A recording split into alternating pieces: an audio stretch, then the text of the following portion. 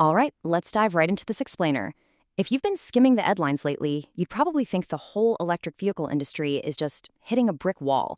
But honestly, the data tells a completely different story. We're actually in the middle of a massive ecosystem shift, a transition away from that early adoption hype and straight into a really mature foundational build-out. So let's start with a big question on literally everyone's mind right now. Has the EV revolution actually stalled, or is it just catching its breath while the infrastructure catches up? I mean, it's super easy to look at a couple of bumpy quarters and assume the worst, especially when crazy high gas prices are changing how everyday consumers look at their daily commute. But when we dig into the actual numbers, the hardware hitting the streets, and the massive federal funds flowing into the space, the whole idea of a stalled revolution pretty much vanishes. Here's our roadmap for today. 1. The EV market stabilizes. 2.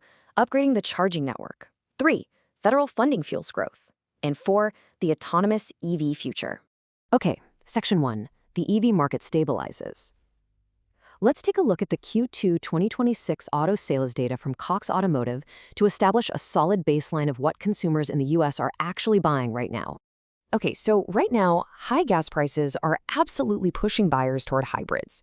It's a familiar, immediate fix, and hybrid sales surged by about 9%. But look at pure EVs. They've maintained a perfectly stabilized 5.8% market share. According to the data, elevated gas prices are still driving demand for fuel-efficient vehicles across the board. Automakers are expanding their hybrid offerings, and in some cases, they're taking previously gas-only models and making them entirely hybrid. Meanwhile, pure EVs accounted for about 5.8% of total new vehicle volume in the second quarter. That's essentially unchanged from the first quarter. So the initial early adopter hype has settled, and we're looking at a very stable, sustained baseline.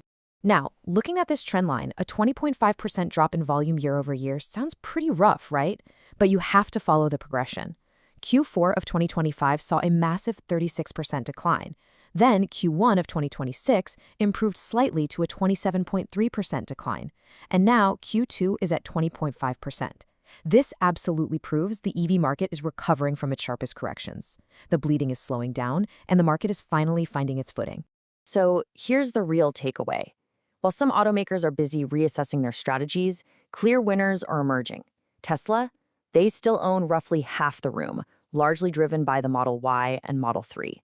Chevrolet is sitting in a distant second.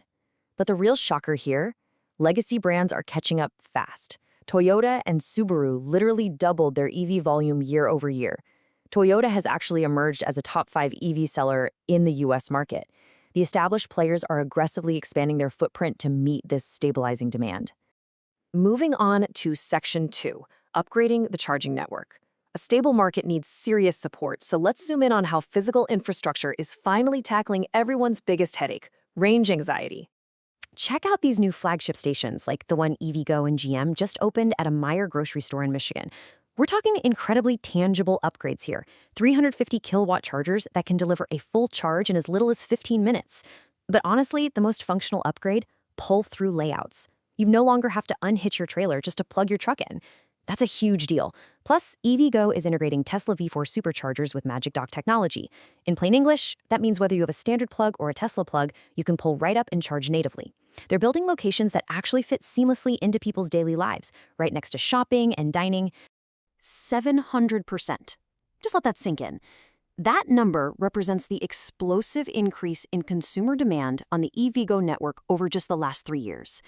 This staggering growth is exactly why they're deploying over 100 new flagship stalls by the end of 2026 across states like California, Florida, Texas, and Michigan. The demand for public fast charging isn't just growing, it's multiplying, and infrastructure providers are rushing to meet the moment. But you know, infrastructure isn't just about convenience. It's also about resilience when things go wrong. Picture this: an off-grid, solar-powered Beam Global EV ARC station. Traditional generators just sit idle most of the time and need volatile fuels, but this solar station, it gives first responders clean, quiet power without any toxic emissions, meaning zero disruption for medical staff or patients. It's so effective that FEMA actually included it in their authorized equipment list. Charging infrastructure is literally becoming a critical lifeline, not just a consumer amenity.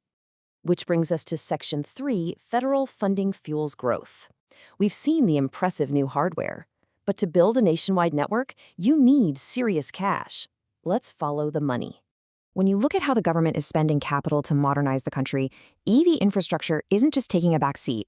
Sitting right there alongside massive investments in broadband and public transit is a dedicated $7.5 billion entirely earmarked to build out a reliable, nationwide network of electric vehicle charging stations.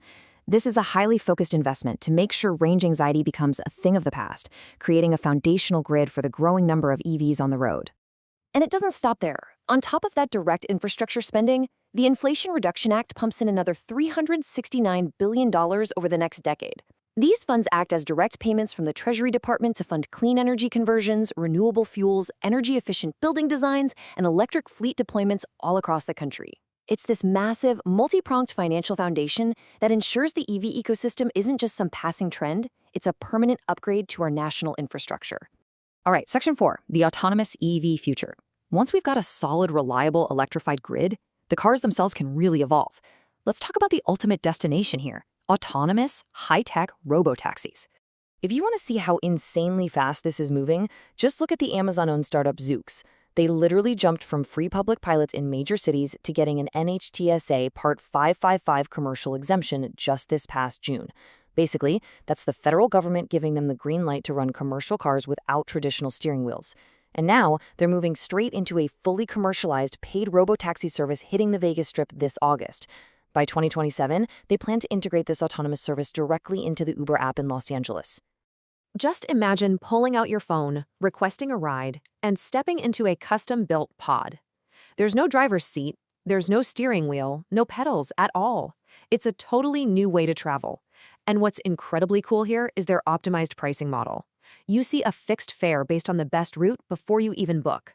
And that price, it will not change, even if the robotaxi has to take a detour to avoid traffic or an accident. So no more watching the meter run up in a panic while you're stuck in gridlock. The price you see is exactly the price you pay. This quote from Stephanie Valdez-Streety, the director of industry insights at Cox Automotive, really hits the nail on the head for this explainer. The industry isn't stalling, it's pivoting. Automakers and infrastructure companies have realized that just having cool technology isn't enough anymore. They're working incredibly hard to make sure the entire ownership experience, from those pull-through charging stations to autonomous fixed fare rides, actually meets what consumers expect. So, as this entire ecosystem shift stabilizes our charging networks, pumps literal billions into infrastructure, and brings fully self-driving tech to the public, you have to ask yourself, how quickly are these innovations going to reshape your own daily commute? The EV revolution hasn't stalled at all. It's just busy laying the concrete for the roads of tomorrow. Thanks so much for joining me on this explainer, and keep your eyes on the grid.